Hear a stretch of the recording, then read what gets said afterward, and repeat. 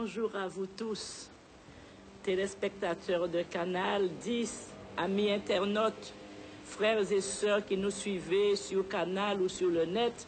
Et je n'oublie pas le site onction.com. Alors, merci pour la présence de chacun de vous ce matin. Nous savons que vous attendez ce moment.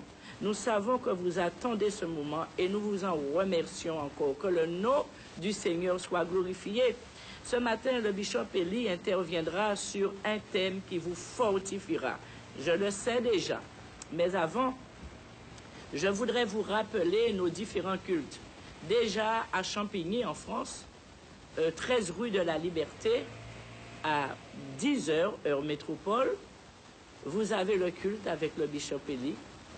En Martinique, à la zone artisanale de Ducos, derrière la Paire et Cachafer, vous avez le culte à CRJC à partir de 10h. Et ensuite, à Moule, en Guadeloupe, dans le parking de Cachafer, pardon, dans le parking de la sécurité sociale, vous avez compris, vous avez à partir de 7h15 le culte du Moule. Et à Pointe-à-Pitre, à Bergevin, en face de Cachafer, vous avez l'église à CRJC avec le culte du dimanche matin à partir de 9h30. À 9h30 à Bergevin, face à Cachafer. Et je voudrais vous annoncer le retour de la prophétesse Yéni, mais regardez, écoutez, la bande-annonce vous dira tout. Nous vous passons. Convention prophétique avec prophétesse Jenny. Elle nous vient de Caroline du Nord. La servante de Dieu va t'amener une parole de la part de Dieu. Le jeudi 13 février à 19h, vendredi 14 février à 19h, samedi 15 février à 19h, dimanche 16 février à 19h, face à Cachafer, à Bergevin. Bougamoin, venez écouter parole à bon Dieu. Venez écouter l'évangile de Jésus-Christ avec démonstration à puissance là. Ou qu'un vrai diable la prendre fuite. Ou qu'un vrai sorcier la pleurer. Parce que notre Dieu, il est le Tout-Puissant. Venez vivre la puissance de Dieu. C'est une femme qui sert Dieu, c'est une femme qui prêche, qui porte la parole, c'est une femme qui est remplie d'onction. Et de toute façon, vous êtes nombreux quand elle est là, donc nous ne faisons que vous rappeler, que vous informer qu'elle sera là pendant cette période, et nous savons que vous viendrez écouter la parole de Dieu, vous viendrez vivre le miracle de Dieu dans votre vie, vous viendrez entendre une parole du Seigneur pour vous, pour votre vie, pour votre famille. C'est tout ce que Dieu veut. Et c'est sur ce thème-là que je vous annonçais tout à l'heure, l'intervention du bishop Eli. Dieu ne vous abandonnera jamais. C'est le thème de son message. En effet, vous savez, lorsque les difficultés sont là, lorsque les vents contraires soufflent en puissance, encerclés par des tensions de toutes sortes, ne voyons aucune possibilité d'amélioration, même des chrétiens arrivent à dire « Dieu m'a abandonné ». La souffrance pousse parfois même un croyant à dire « Dieu n'est pas avec moi ». Mais ce matin, nous voulons dire à quelqu'un avec certitude « Dieu n'abandonne jamais ». Dieu ne vous abandonnera jamais. Vous savez, Ésaïe 49, je serre cette parole dans mon cœur et elle m'a fait beaucoup de bien. Quand j'ai rencontré Jésus, quand je l'ai rencontré dans ma vie et que j'étais justement dans cette turbulence. Je traversais ce désert où j'étais perdu, où je me demandais est-ce qu'il y avait réellement un Dieu qui pouvait intervenir dans la vie des hommes. Est-ce qu'il y avait ce Dieu-là? Est-ce que c'était encore possible? J'avais entendu dire, on m'avait enseigné auparavant que Dieu n'interviendrait plus, que Dieu n'intervient plus dans la vie des hommes, que les hommes sont livrés à eux-mêmes. C'est comme si les hommes étaient en train de mener un combat pour démontrer quelque chose à Dieu et que Dieu n'intervenait plus et que Dieu les regardait. Et j'ai reçu cette parole dans Ésaïe 49 qui dit « L'Éternel console son peuple. Il a pitié de ses malheureux. » Et Sion, la ville sainte de Dieu, disait « L'Éternel m'abandonne. Le Seigneur m'oublie. » Et le Seigneur dit, une femme, oublie-t-elle l'enfant qu'elle allait? N'a-t-elle pas pitié du fruit de ses entrailles? Et alors, merveilleux, Dieu dit, quand bien même qu'une femme oublierait l'enfant qu'elle allait, quand bien même une femme n'aurait pas pitié du fruit de ses entrailles, moi l'Éternel, je ne t'oublierai point. Ah, c'était fort, et c'est encore très fort. Et ce Dieu-là, c'est le même, il n'a pas changé. Il est le grand je suis, hier, aujourd'hui et éternellement, il est. Il a dit, voici, je t'ai gravé sur mes mains. Il a dit, je t'ai gravé sur mes mains et tes murs seront toujours devant moi. Voici les paroles que Dieu a prononcées. Alors oui, ce serait un homme qui aurait dit cela. Ce serait un homme qui aurait déclaré ces paroles. J'aurais 1000 raisons d'en douter. Et je vous conseillerais d'en faire autant, car un homme ne peut rien nous garantir. Mais celui qui a parlé, il ne peut pas mentir. Il ne peut pas mentir. Il s'appelle l'Éternel des armées, celui dont le bras est toujours victorieux. Vous savez, tout ce qui a été créé par Dieu a été créé bon. Dieu a tout créé à perfection. Et comment imaginer qu'un Dieu si bon, qu'un Dieu si aimant, qu'un Dieu si riche, car tout lui appartient, qu'un Dieu tout capable, car tout lui est possible. La Bible dit que rien n'est impossible à Dieu. Comment le Dieu tout-puissant, qui a tant aimé, puisse désirer et œuvrer pour que ses enfants vivent dans la pauvreté, vivent dans la maladie? Comment peut-il faire? Comment peut-il désirer et œuvrer afin que ses enfants vivent l'échec et le désespoir? Non. Il faut que réellement tu connaisses Jésus et ce qu'il a accompli pour toi. Même quand tu es chrétien et que tu l'as accepté dans ta vie, il faut que tu descendes en profondeur. Il faut que tu le laisses toucher réellement ton cœur. Il faut que tu le laisses prendre sa place en toi, afin que dans ta communion avec lui, tu puisses ressentir réellement ses capacités dans ta vie, les capacités qu'il a de pouvoir te restaurer, te relever et t'aider à sortir dans quelle que soit la situation où tu es. Et je te disais qu'un homme ne peut rien faire, un homme ne peut rien changer pour toi, parce qu'un homme n'a pas de solution. Une religion ne peut rien faire pour toi, mais Jésus-Christ de Nazareth, il peut tout. Si tu observes ses commandements, tu connaîtras le bonheur. Et ce que je veux te dire en ce matin, et tu l'entendras dans le message, parce que là, je ne veux pas que voilà, nous sommes dans les temps. Nous sommes appelés. Oh oui, nous sommes appelés. Nous sommes programmés. Écoute-moi ce que je te dis. Et le message du bishop, suis-le attentivement. Nous sommes appelés, nous sommes programmés pour vivre la prospérité de Dieu dans notre vie. Alors ce matin, libère-toi. Libère-toi de cette tristesse. Libère-toi de ce découragement qui s'empare de toi là.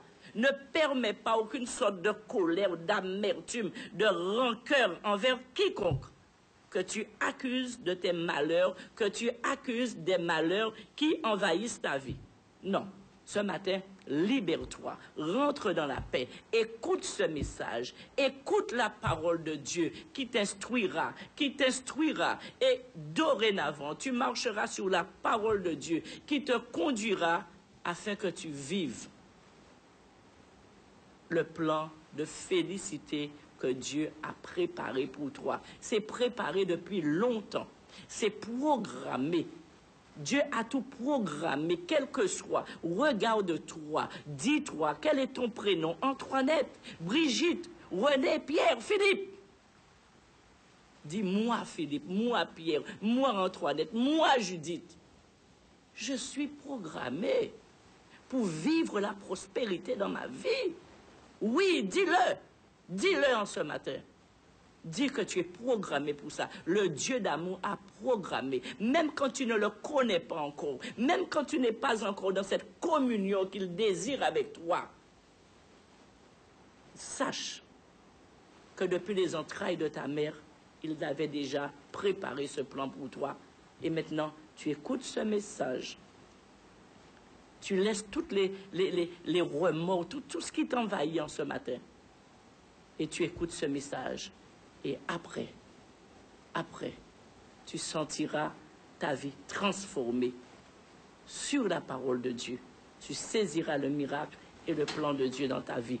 Nous allons passer la bande de l'intervention du Bishop Eli. Avant, nous allons juste vous rappeler le séminaire de la prophétesse Yeni. Donc, technicien, tu vas me passer la bande, annonce. Et ensuite, nous écouterons le message du Bishop Eli, son intervention sur le thème « Dieu ne vous abandonnera jamais ». Convention prophétique avec prophétesse Jenny. Elle nous vient de Caroline du Nord. La servante de Dieu va t'amener une parole de la part de Dieu. Le jeudi 13 février à 19h, vendredi 14 février à 19h, samedi 15 février à 19h, dimanche 16 février à 19h, face à Cachafer, à Bergevin. Bougamoin, venez écouter parole à bon Dieu. Venez écouter l'évangile de Jésus-Christ avec démonstration à puissance là. Ou qu'un vrai diable la prendre fuite. Ou qu'un vrai sorcier la pleurer. Parce que notre Dieu, il est le Tout-Puissant. Venez vivre la puissance de Dieu.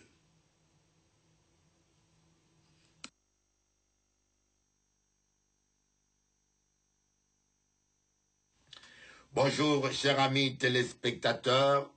C'est avec une très grande joie que moins content de parler avec Zot, de partager parole à bon Dieu avec Zot.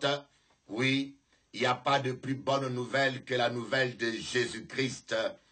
Et je déclare avec conviction et fermeté, l'année 2014 sera une année de victoire, une année de prospérité, une année d'excellence pour toi. Oh mes frères, il ne faut pas que nous puissions rêver toute la vie. Voyez, c'est comme une femme qui est enceinte. Une femme est enceinte pendant 9 mois. Ce n'est pas pendant toute sa vie. Il y a un temps où elle doit accoucher. Il y a un temps où elle accouche de son rêve. Oh mes amis, prenez conscience, j'en ai vu tellement de chrétiens qui ont vécu malheureux toute leur vie, tout en rêvant de la prospérité, tout en rêvant de la guérison, tout en rêvant du miracle, mais ils ont rêvé toute leur vie, ils sont morts avec leurs rêves. ils sont morts, ils sont partis, ils ont quitté cette terre avec leurs rêves dans leur cœur. Or, c'est exactement ce qui s'est passé avec les enfants d'Israël. Ils ont quitté l'Égypte, le plan parfait de Dieu, les desseins de Dieu à leur sujet était que ces gens devaient entrer dans Canaan, se reposer, vivre en paix, vivre dans la joie, prendre du lait, manger des raisins, et Dieu les a destinés à vivre sur une terre de prospérité. Je ne sais pas comment font certains pasteurs religieux ou certaines personnes qui nient la prospérité. Et des fois, les gens ont entendu des gens dire je suis contre la doctrine de la prospérité. Je dis mais les gens sont parfois stupides. Qu'appelez-vous doctrine de la prospérité? Il y a des faux héros qui circulent aujourd'hui dans le monde. Vous ne me direz jamais que vous êtes contre les héros. Vous ne me direz pas que si on vous donne 5 billets de 500 euros, que vous allez le jeter à la poubelle. Ici à Paris, quand je vais payer mes courses en espèces et que je sors un billet de 100 euros, que cela soit à Carrefour ou à Leader Price, ils ont une machine à tester, ils jettent pas la monnaie, ils vérifient la monnaie. Ce n'est pas parce qu'il y a quelques prédicateurs mal intentionnés, quelques loups vêtus de manteaux de brebis qui manipulent la Bible à leur intérêt et qui manipulent la parole, les promesses de Dieu sur la prospérité à leur intérêt, dans leur prédication. Ce n'est pas pour autant que nous allons renier la parole de Dieu. La prospérité, mes amis, est dans la Bible. Dieu a créé un monde prospère, un monde qui avait tout. Dieu a mis Adam. Si vous ne savez pas, je tiens à vous dire, Adam était multimilliardaire. Il n'y a aucun homme sur terre aujourd'hui qui peut prétendre être plus riche qu'Adam. Toute la terre était Adam. Tout le pétrole, tout l'or, tout ce qu'il y a sur terre était propriété privée d'Adam. Et si vous voulez me dire qu'Adam était pauvre, alors là, vous n'avez rien compris de la Bible. Notre grand-père, nous sommes des descendants d'un multimilliardaire, mais malheureusement, qui a cédé son droit de bail à Satan. Voyez, lisez bien la Bible, beaucoup moins. Moi, je veux comprendre que bon Dieu veut pas que les autres vivent dans la souffrance, dans la précarité, dans la médiocrité. Pour mon péché, convaincre moi de ça. Voyez, quand Dieu a mis Adam dans le jardin, il y avait de l'or, il y avait tout. Il y avait tout. Tout est à toi. Et c'est la raison pour laquelle Jésus a dit, tout ce que vous demanderez à mon nom, je vous le donnerai. Tout ce que vous demanderez. Parce que lorsque nous allons auprès du Père, au nom de Jésus, c'est exactement, nous reprenons la position du premier Adam. Le premier Adam avait perdu ses droits de citoyenneté, il avait perdu ses prérogatives spirituelles en péchant. Et le second Adam, qui est Christ, il a produit le sang d'Adam, mais sans aucun péché. Il est né, il a été créé dans le ventre de Marie. Il n'est pas né de la sémence d'un homme. C'est un sang pur, sans péché. Et en rachetant l'humanité, en nous rachetant moi et toi, il nous a redonné toutes les prérogatives que le premier Adam avait perdues par le péché original. Alors, lorsque nous venons devant le Père au nom de Jésus, c'est comme si vous signez un chèque au nom de Jésus. Ça ne peut pas être un chèque en bois. Jésus nous a donné la Bible que moi je compare à des chéquiers et il a dit tout ce que vous écriverez, tout ce que vous, la somme que vous marquerez dessus en mon nom, vous signez en mon nom, vous l'encaisserez. Parce que Jésus a racheté toute l'humanité, toute la création avec son sang. Amen.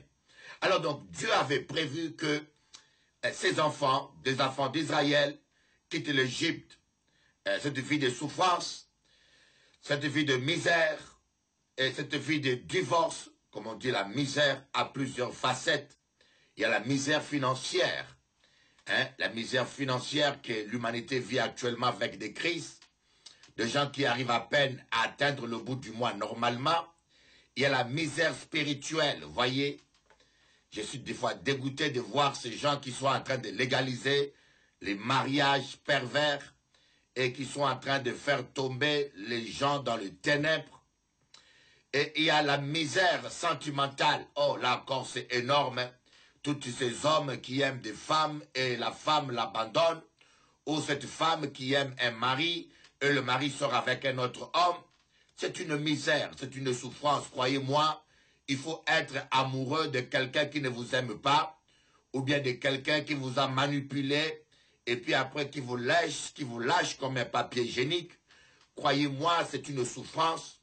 Et des fois, on veut bien oublier la personne, mais on n'arrive pas.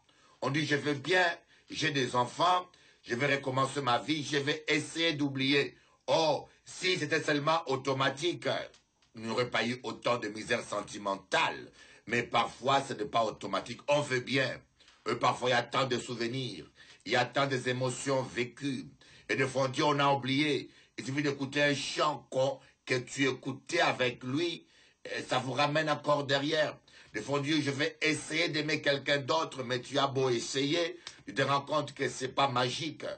Et c'est pas comme ça, on commande pas le cœur, comme on commande une moto ou une voiture. C'est une misère. Mais j'aimerais vous dire qu'il y a aussi la misère de santé, la misère médicale dans laquelle des gens sont malades, ils souffrent. Oh, ça c'est la pire des misères.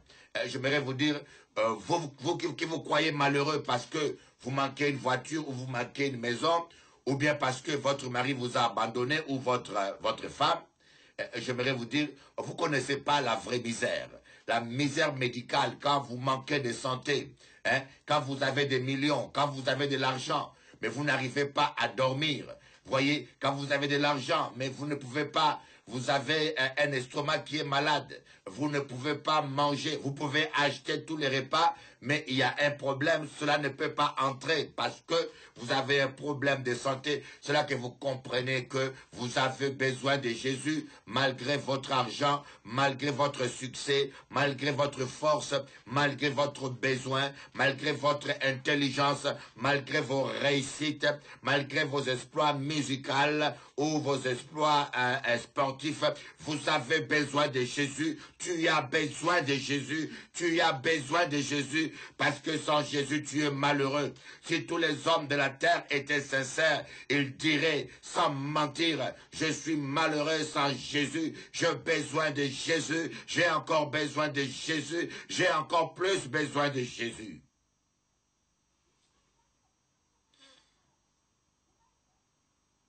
Voyez, tous les enfants d'Israël ne sont pas entrés dans Canaan. Et pourquoi ne sont-ils pas entrés dans Canaan? C'était à cause de leur désobéissance. À cause de leur désobéissance.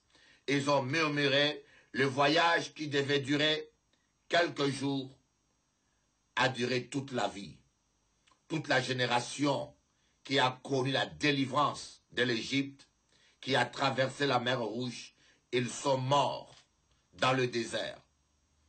Et, hélas, quelle tristesse, il n'y a que Caleb et Josué qui ont mis foi dans le Dieu véritable et qui sont rentrés vivants dans la terre promise. Même Moïse, ce grand homme de Dieu, il n'a pas pu entrer dans Canaan à cause du peuple.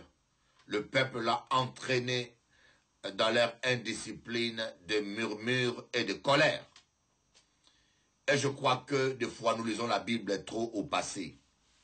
Les problèmes que nous aujourd'hui nous avons, nous lisons trop la Bible au passé. On dit, ils ne sont pas entrés. Alors qu'aujourd'hui, il y a tant de chrétiens qui n'entrent pas encore. Nous avons tant de chrétiens qui sont devenus errants. Voyez, les Israéliens, ils erraient, les Hébreux erraient dans le désert.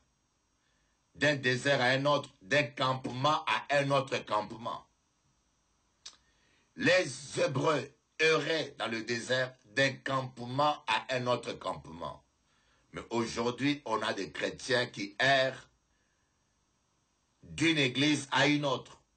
Il va dans telle église, il pense que c'est là où il va trouver, il est déçu, il change, il va dans une autre, au bout de 5 ans, il ne trouve pas, il va dans une autre, mais le problème, ce n'est pas le campement, le problème, ce n'est pas les églises, le problème, le véritable problème, c'est toi. Et des fois, nous ne traitons pas la vraie cause de nos problèmes, la désobéissance. Nous désobéissons tellement à Dieu. Nous désobéissons tellement à Dieu et nous pensons que nous pouvons faire Dieu à notre sauce. Nous pouvons amener Dieu à suivre notre cadence et notre rythme. Alors que c'est nous qui devons suivre les principes divins, obéir à ce Dieu. Oh, j'aimerais te dire, ce n'est pas l'homme, ce n'est pas une religion. Moi, je voulais vous comprendre que pas ni religion qui peut sauver les autres. Religion, c'est bité à monde. Nous savons même que dans l'histoire, au nom de la religion, on a fait des pires des massacres. On a tué des innocents. Vous voyez, en Centrafrique, c'est la guerre des religions. Les musulmans, avec leur esprit de haine et d'intolérance, ils sont allés tuer les chrétiens là-bas. C'est ça la religion. Tous ces gens qui vous font péter les bombes dans les avions au nom de l'islam. C'est ça la religion. La religion devient un instrument. Tant que l'homme sera un être parfait sur terre, il n'y aura aucune religion parfaite.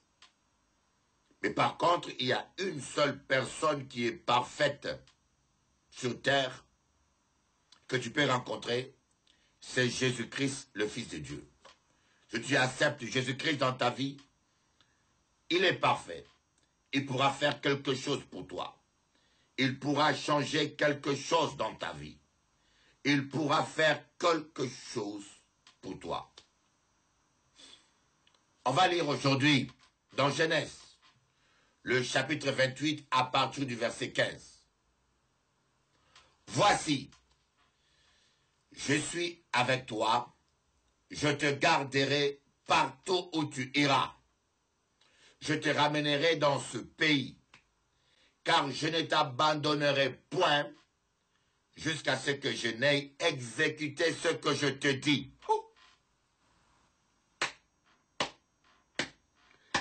Moi, pas ça, si on va écouter moins bien, moulin ou moins qu'à parler. Voici, je suis moi-même avec toi. Je te garderai partout où tu iras.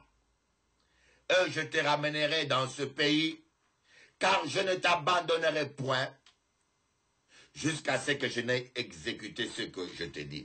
Voyez, Dieu est un Dieu qui est fidèle. Si Dieu vous a fait une promesse, mes amis, dis-toi que Dieu ne t'abandonnera jamais. Comprends bien cela. Dieu ne t'abandonnera jamais jusqu'à ce qu'il ait exécuté cette promesse qu'il t'a donnée. Vous n'avez même pas besoin. Vous savez, des fois, nous sommes en train de nous battre et nous perdons le temps. Nous nous tracassons pour rien. Et j'aimerais que tu comprennes aujourd'hui. Laisse Dieu combattre pour toi. Le combat est un combat de Dieu. Ton combat est le combat de Dieu. Comprends que Dieu va se battre pour accomplir sa parole. Dieu sait se défendre, mes amis. Comme on l'a vu la semaine passée, Dieu, vous savez, les Philistins ont pris l'arche de Dieu, ils l'ont amené dans leur temple et Dagon, leur Dieu, est tombé. L'Esprit de Dieu a brisé Dagon et il a frappé tous les Philistins d'hémorroïdes et l'arche de Dieu a commencé à aller d'une ville à une autre jusqu'à ce que les Philistins ont décidé de renvoyer l'arche. Vous êtes l'arche de Dieu. Vous n'avez pas besoin de parler. Vous n'avez pas besoin de vous justifier. Voyez, Dieu va frapper les gens qui vous combattent. Vous n'avez même pas besoin de maudire. Voilà pourquoi on dit ne maudissez pas, bénissez. Parce que vous n'avez pas besoin de maudire les gens.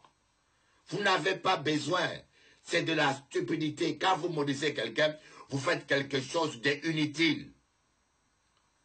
Parce que Dieu dit, à moi la vengeance, à moi la rétribution. Alors quand vous maudissez, le problème est que tout ce qui sort de votre bouche est une sémence pour vous-même. Tout ce que vous prononcez, c'est une sémence spirituelle qui germera dans votre vie. Vous allez récolter ce que vous sémez. C'est une loi, la loi de la récolte que Dieu a établie depuis la création. Alors maintenant, quand tu maudis les gens, tu es en train de te maudire. Tu vas hériter toi-même de la malédiction. Et vous allez voir dans la Bible, le prophète Élisée, il a maudit des enfants. Oui, il a maudit des enfants. La Bible n'a jamais approuvé cela. Mais il a maudit les enfants qui se moquaient de lui. Des ours sont sortis de la forêt, ils ont dévoré les enfants. Vous voyez, comment est-il mort? De la maladie. Voilà. Il n'a pas été enlevé comme Élie. Il n'a pas été enlevé comme Élie. Et pourtant, il avait la double onction. Il avait 2 fois plus d'onction qu'Élie. Il a fait 2 fois plus de miracles. Mais il n'a pas pu être enlevé vivant. Vous voyez? Parce qu'on récolte ce qu'on sème.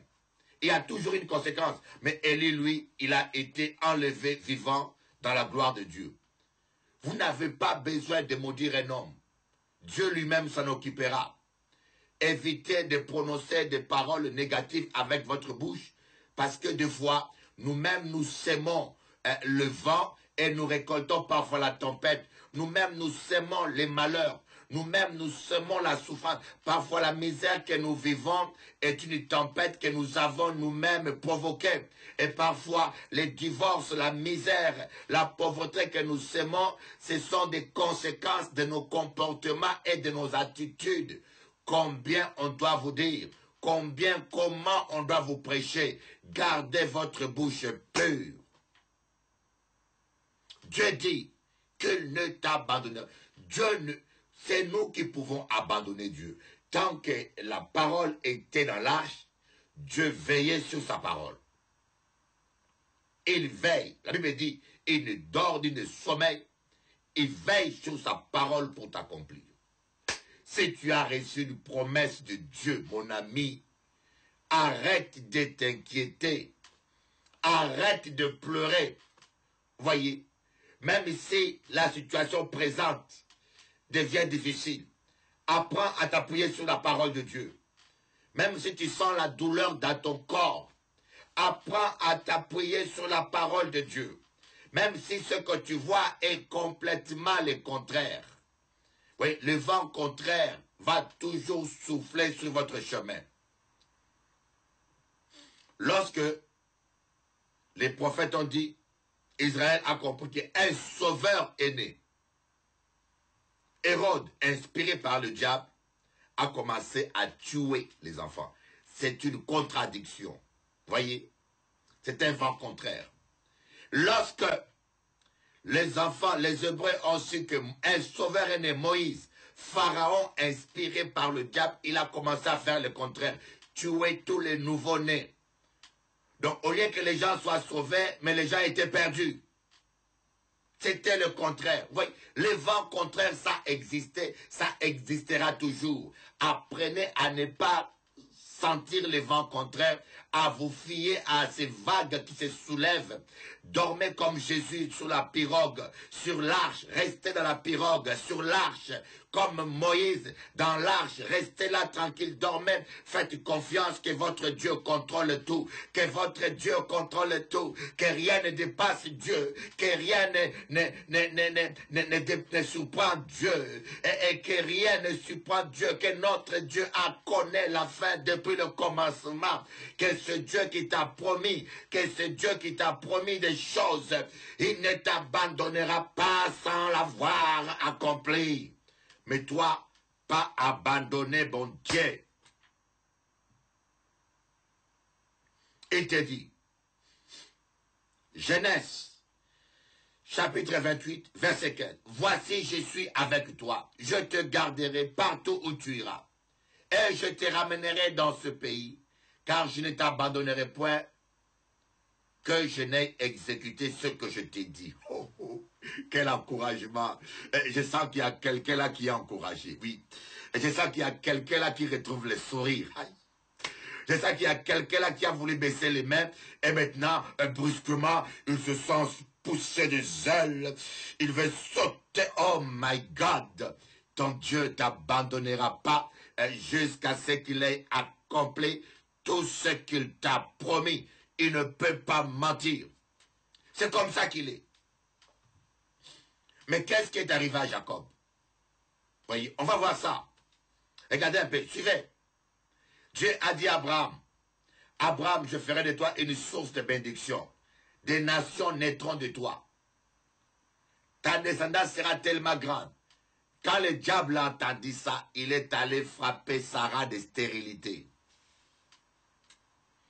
Dieu a dit, Abraham, je ferai de... Tu auras des enfants tels que ta descendance, même le sable de la mer. On peut pas compter les enfants que tu as.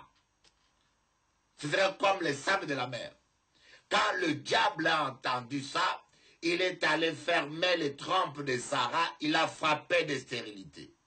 Vous voyez? Et lorsque Sarah était guérie et qu'il pouvait concevoir un bébé, le diable a mis Pharaon dans le même lit que Sarah. Et il voulait que ça ne soit pas Abraham, mais c'est un circoncis de païens, ce voyou de Pharaon, puisse donner l'enfant. Faire un enfant avec Sarah. Mais Dieu n'a pas laissé faire. Dieu ne laissera pas faire. Je ne sais pas si tu es en train de vivre des choses contraires, des oppositions, des obstacles, et des choses que tu ne comprends pas, tu te poses peut-être des questions, tu te dis mais qu'est-ce qui se passe Seigneur? Et je ne sais pas qu'est-ce que tu es en train de traverser. Mais la chose que je peux te dire, prends courage, ce que Dieu t'a dit s'accomplira. Ce que Dieu t'a dit s'accomplira. Dieu a dit à Joseph, tu seras prince. Mais Joseph a vécu justement le vent contraire. La trahison, esclavage, domestique, prison. Le diable s'est déchaîné contre Joseph. Et Dieu a permis ça dans un but pédagogique. Vous savez, il y a des situations que Dieu permet dans nos vies, dans un but pédagogique, pour nous enseigner des choses, pour nous aider à mûrir, et parfois pour briser notre orgueil. Il y a des situations que Dieu permet, non qu'il prend plaisir à nous mettre en difficulté, mais parce qu'il n'a pas de choix. Il y a des choses, vous savez, il y a des fois le médecin n'a pas le choix que d'opérer malade. Il dit, écoutez, je peux te donner le médicament, mais ce qui est en toi, il faut une opération pour retirer la chose. Des fois, Dieu n'a pas le choix, il faut une preuve pour toi, pour retirer l'orgueil en toi. Il faut une preuve pour toi, pour t'apprendre à faire confiance à Dieu. Il faut une preuve pour toi pour que tu arrêtes l'adultère. Il faut une preuve pour toi pour que tu sois sauvé. Et c'est la raison. Mais sachez une chose. Dieu accomplira la promesse qu'il t'a faite. Dieu l'accomplira. Dieu l'accomplira. Mais qu'à quoi? Yo ka dit bouga moi, yo connaît bien moi. Monsieur a parlé bien, mais est-ce que monsieur connaît la situation moi? Moi j'ai dit ça. Moi pas ni besoin de connaître la situation. Moi connaître bon Dieu, le tout-puissant. Le tout-puissant, il est tout capable. Ton problème n'est rien devant le Dieu qui a créé le ciel et la terre. Il a dit que la lumière soit avant même que le soleil soit. Oh my God. Il a dit que la lumière soit avant que le soleil soit. Vous voyez, Dieu a créé la lumière avant le soleil. Et ça, je pense que les scientifiques doivent faire leurs recherches avec cette thèse-là. Ils vont mieux comprendre l'origine de l'univers. En commençant par supposer que avant que le soleil ne soit, la lumière fut d'abord créée. La matière, proton, lumière, fut créée d'abord par Dieu. Ça veut dire que Dieu peut créer la solution avant que la source de la solution soit. Vous voyez, dans des circonstances où on dit, mais d'où viendra la solution? On ne voit pas qui va émettre la lumière. On ne voit pas le soleil. On ne voit pas la solution. On dit, mais d'où on peut trouver la solution? Mais Dieu déjà peut créer la solution à partir de rien. Je dis, mais pas du travail, on licencie, mais Dieu va créer un travail pour toi. Il est extraordinaire, notre Dieu. Voyez, Jacob, Dieu lui a dit qu'il sera avec lui. Mais Jacob arrive chez Laban, il s'est fait couillonner. Est-ce que Dieu l'avait abandonné? Non. Laban lui dit, tu vas travailler 7 ans pour Rachel. Et Jacob va travailler 7 ans, et la nuit, je ne sais pas s'il avait bu, ou si 7 ans de continence l'avait rendu trop impulsif. On lui a mis Rachel au lit, il en a profité, et le matin, il se rend compte qu'on l'a couillonné. Alors, il devait travailler encore 7 ans. Mais Dieu a dit qu'il sera avec lui. Mais pourquoi est-ce que Dieu n'a rien dit? Dieu n'a rien montré. Dieu a permis cela afin que justice soit faite. Moi, il y a dit, tout ce que nous faisons, nous allons les récolter. Nous avons des difficultés, nous perdons des années dans des épreuves et parfois on se fait avoir parce que c'est la justice de Dieu qui est en train de s'accomplir. Un voleur qui vole, un voleur ne vole pas mais accomplit la justice. Un voleur qui vole, un voleur devant la loi, il accomplit la justice. Il a volé humainement parlant, mais quelque part, il a accompli, il a rendu justice. Vous comprenez? Donc, ici, Dieu a permis que Jacob soit couillonné. Bien que Dieu voyait tous les manipulations de Laban. Et parce que justice devait être faite. Parce que Jacob avait à profiter de l'obscurité visuelle de son père, Isaac, de l'aveuglement de son père, pour voler la bénédiction. Il avait profité de cela. Et Jacob avait, Isaac avait touché Jacob, il avait mis des poils, une peau de poils de bélier pour tromper son père. Et la nuit, cette nuit-là aussi, en pleine nuit, Dieu a fermé les yeux de Jacob. Quand il touchait Léa, il ne voyait pas que c'était, il pensait que c'était Rachel, alors que c'était Léa. Il a tâté, il a touché, voyez, et même ses mains, Dieu l'avait... La même chose qu'il a fait à son père, c'est la même chose qu'il a récoltée. Et ça l'a coûté 7 ans. Ce n'est pas que Dieu l'avait abandonné. Il fallait que justice soit faite. Et quand justice a été faite, lorsque Laban a voulu poursuivre Jacob, si vous lisez Genèse, vous allez voir que lorsque Laban a voulu poursuivre Jacob pour lui dire, mais Jacob, pourquoi tu as osé partir sans m'avertir, tu as pris mes enfants? Dieu a dit à Laban la nuit, ne dis rien en mal ou en bien sur cet homme-là. Je t'interdis. Je ne te permets pas de dire quoi que ce soit à Jacob. Voyez, là maintenant, justice était faite et Dieu a commencé maintenant à dire non, Laban. Je vous dis, quand vous marchez avec Dieu, ne faites pas n'importe quoi sous prétexte que Dieu va toujours pardonner. Non, ne faites pas n'importe quoi. Je vous aime beaucoup. Je vous aime beaucoup de l'amour de Dieu. Et je tenais à vous dire cela. Dieu ne vous abandonnera jamais. Jusqu'à ce qu'il a accompli ce qu'il vous a dit. La parole de Dieu pour ta vie s'accomplira.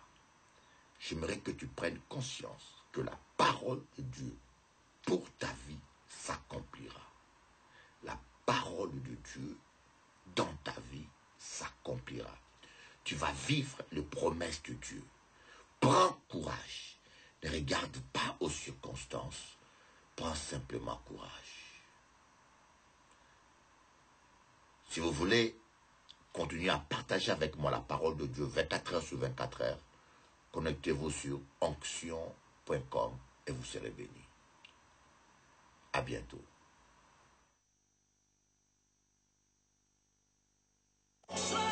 Convention prophétique avec prophétesse Jenny. Elle nous vient des Carolines du Nord. La servante de Dieu va t'amener une parole de la part de Dieu. Le jeudi 13 février à 19h, vendredi 14 février à 19h, samedi 15 février à 19h, dimanche 16 février à 19h, face à Cachafer, à Bergevin. Bougamoin, venez écouter parole à bon Dieu. Venez écouter l'évangile de Jésus-Christ avec démonstration à puissance là. Ou qu'un vrai diable la prendre fuite. Ou qu'un vrai sorcier la pleurer. Parce que notre Dieu, il est tout-puissant. Venez vivre la puissance de Dieu. Oui, vous pouvez vivre vos rêves. Vous pouvez les voir s'accomplir dans votre vie. Si vous vous tournez vers celui qui est capable de les accomplir. Si vous vous tournez vers celui qui a déjà préparé les choses à l'avance pour vous. Certains se tournent vers les marabouts en leur disant donnez-moi ceci, donnez-moi cela, donnez-moi de la prospérité, donnez-moi de l'argent, donnez-moi la santé, et combien je vous dois, combien cela coûte. Mais ce que je veux vous dire en ce matin, par rapport au message que vous avez entendu, quel beau message, c'est que Christ a déjà tout payé à la croix. La rançon, la dette, Christ a payé. Aujourd'hui, vous n'avez plus rien à payer. Il dit, celui qui a soif, celui qui a faim, venez boire, sans argent, sans rien payer. C'est-à-dire que les marabouts ne peuvent rien vous apporter, ils ne peuvent rien vous donner, ils n'ont rien. Ce sont des hommes comme vous, ce sont des femmes comme vous, qui ne savent pas quand ils mourront, qui ne savent pas faire pour eux, comment feront-ils pour vous? Mais celui qui peut changer ta destinée, celui qui peut t'aider à vivre tes rêves, c'est celui-là, Jésus-Christ de Nazareth. Les marabouts vont t'appauvrir encore. Mais Dieu, si tu te tournes vers lui, si tu cherches en lui ton refuge, eh bien, il te consolera et il t'aidera à racheter les années que tu as perdues. Je voudrais prier avec toi ce matin. Je voudrais prier. Alors, sur la parole que tu as reçue, sur le message que tu viens d'entendre, tu mets ta main sur ton cœur. Tu mets ta main sur ton cœur. Si tu crois, je vais prier avec toi en ce matin. Alors, mets ta main sur ton cœur et je vais prier. Père, je viens au nom de Jésus-Christ te prier pour tous ceux en ce matin qui croient que tu es capable de porter un changement dans leur vie, dans leur situation.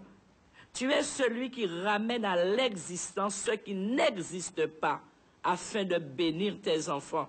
Tu es celui qui n'est pas insensible aux cris de ceux qui se tournent vers toi, qui lèvent leur regard vers toi et qui t'implorent. Ta parole dit que quand le malheureux crie à toi, tu réponds, Seigneur, et tu le délivres de ses frayeurs.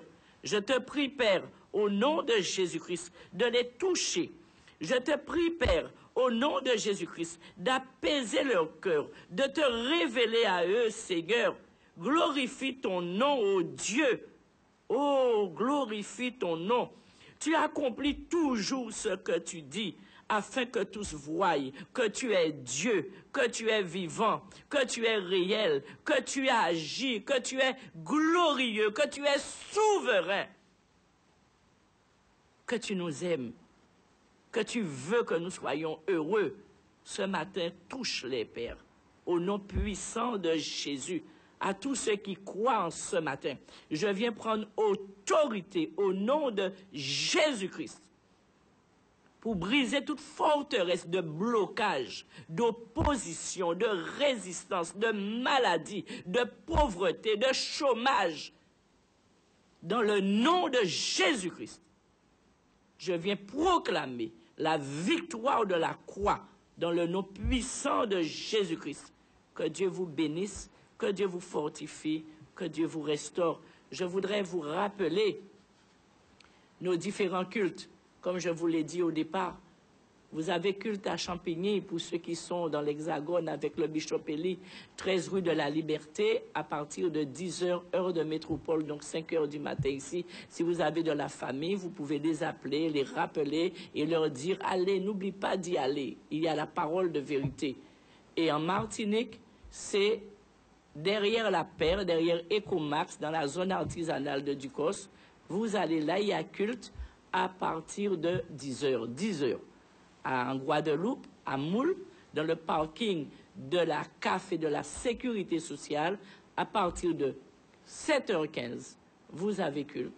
Et à Bergevin, face à Cache-à-Faire, là où nous venons de vous passer la bonne annonce du séminaire de la prophétesse Yéni, en face de Cache-à-Faire, dans la zone artisanale de Bergevin, le dimanche matin, à partir de 9h30. Et toute la semaine, nous avons des temps de prière, nous avons des montagnes de prière où vous pourrez venir en tout temps, entre vos heures de travail, entre midi et 2 le soir, à l'heure que vous disposez, là où vous avez un planning, vous allez trouver de la prière, vous allez trouver un temps de prière à Pointe-à-Pitre, face à Cache-à-Faire, dans la zone artisanale de Bergevin. Je veux vous bénir en ce matin. Je veux que la parole de Dieu vous fasse du bien, que Dieu vous fortifie, que Dieu vous restaure, que vous saisissez le plan de Dieu pour votre vie et que vous vous tournez vers lui et vers lui seul, afin de pouvoir vivre sa gloire. Parce que c'est possible. C'est possible. Nous ne venons pas vous vendre des rêves. Nous venons vous parler de la vérité de Dieu, du Dieu qui sauve, du Dieu qui guérit, du Dieu qui délivre. D'autres ont connu, d'autres témoignent de cela. C'est possible pour vous aussi. Vous pouvez un jour témoigner que le Dieu Tout-Puissant, le Dieu d'Israël, le Dieu qui a créé toutes choses, est intervenu dans votre vie et a changé le cours de votre existence. Que Dieu vous bénisse. Je souhaite une excellente journée au nom de Jésus-Christ. Amen.